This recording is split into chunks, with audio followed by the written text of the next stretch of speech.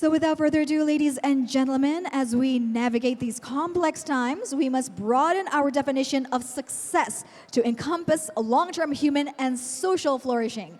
And to share her perspectives on this topic, it is my privilege to invite the Executive Board of the Habibie Center onto the stage. Please give a round of applause to Ms. Nadia Habibie.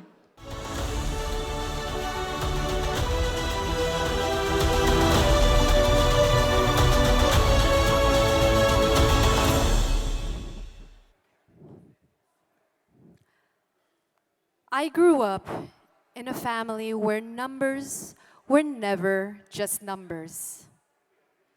My grandfather, B.J. Habibie, was an engineer, someone who deeply believed in measurement, in precision, and evidence. But he also believed that progress mattered if it changed human lives.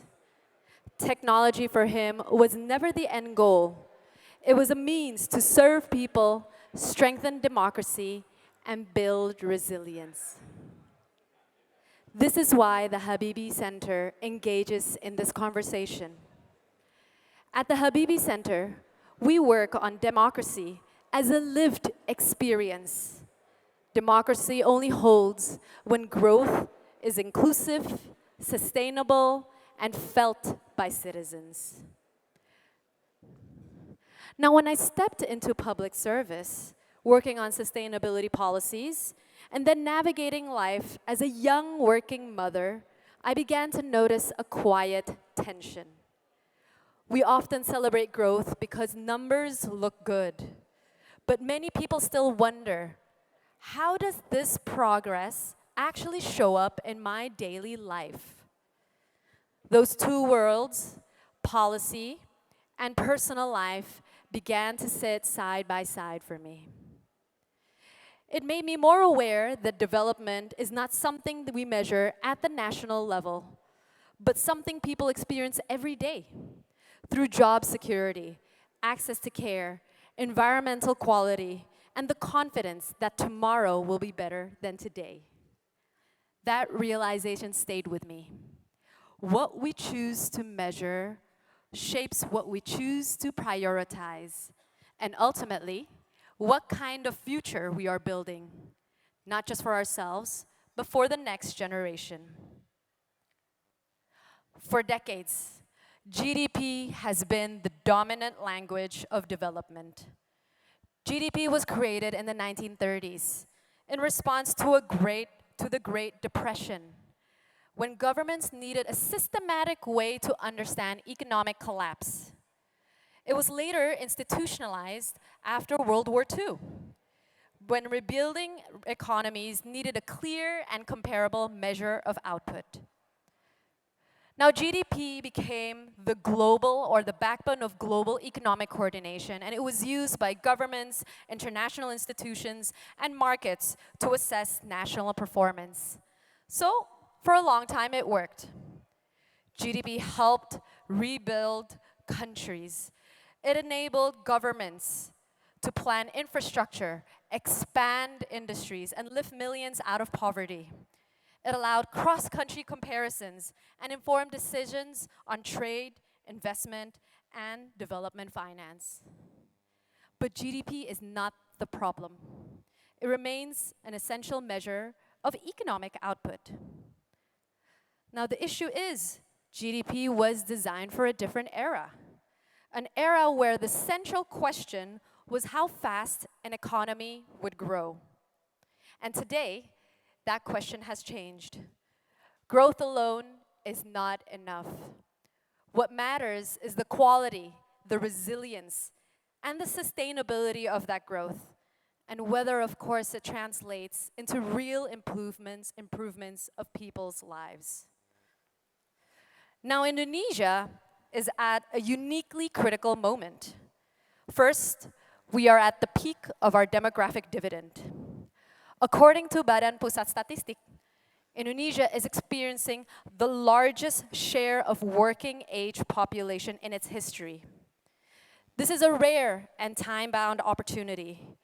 A demographic dividend can only materialize if people are productively employed, skills match future economic needs, and jobs are stable. If managed well, this generation can drive growth and innovation for decades, but otherwise, it can be a burden marked by underemployment and also inequality. Now, GDP tells us how much the economy is growing, but it does not tell us if jobs are secure, skills are future ready, or young people feel optimistic about the future. Second, we are navigating growing geopolitical and economic uncertainty. Rising geopolitical tensions, supply chain disruptions, trade fragmentations, and volatility in the food and energy markets is what defines today's global economy. Indonesia is deeply integrated into the global system, so resilience matters more than ever. GDP captures output in a given year, but it does not tell us how exposed we are to shocks and how strong truly are our underlying assets. Third, now Indonesia already recognizes that our prosperity is multidimensional. Through Astacita and the latest RPJMN, Indonesia's development spans across economic, social, environmental, and institutional pillars. The vision provides a strong base, a strong foundation. The question before us is how measurement and communication can continue to mature alongside it. Now, countries around the world have responded in different ways.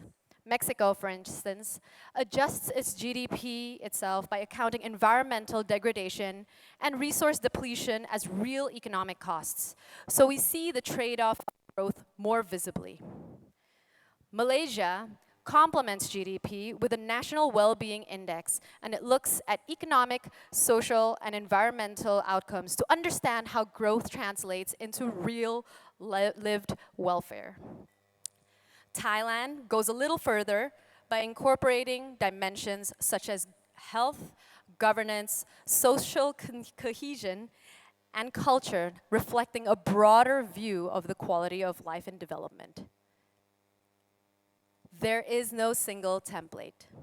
What matters is intentional choice about what a country values, measures, and ultimately seeks to mainstream in policy making and public discourse. Now, we all know this. Indonesia's context is very unique. It's the largest archipelago, a developing country with advanced ambitions, balancing growth, equity, sustainability, and also resilience at the same time. This initiative is not about replacing GDP. It's about complementing it and gradually mainstreaming additional metrics so our measurement system reflects the full ambition of our development agenda.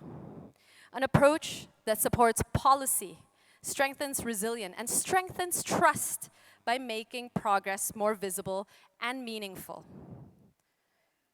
To close, I would like you to leave with 3 questions. 1, what matters as much as GDP? 2, how do we make it shape decisions, not just dashboards? And 3, how do we mainstream so that it becomes useful everywhere in Indonesia? Because how we measure progress will shape how we build Indonesia's future. And numbers are never just numbers when they shape the lives of our future.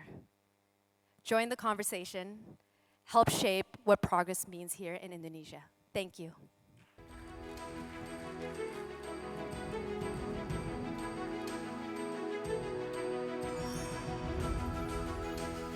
Thank you very much, Ms. Nadia Habibie. Please, once again, distinguished guests, ladies and gentlemen, give a round of applause for Ms. Nadia Habibie.